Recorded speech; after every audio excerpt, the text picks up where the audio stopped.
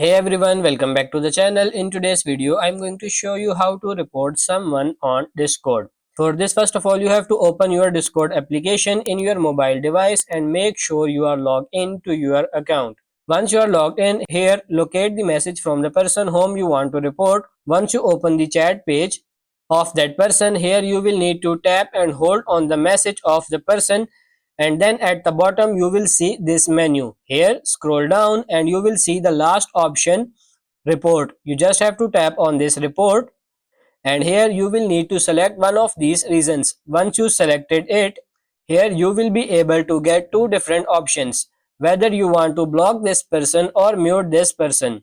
If you block this person, you will no longer get messages from this person, and if you mute this person, you won't see any message notification from this person.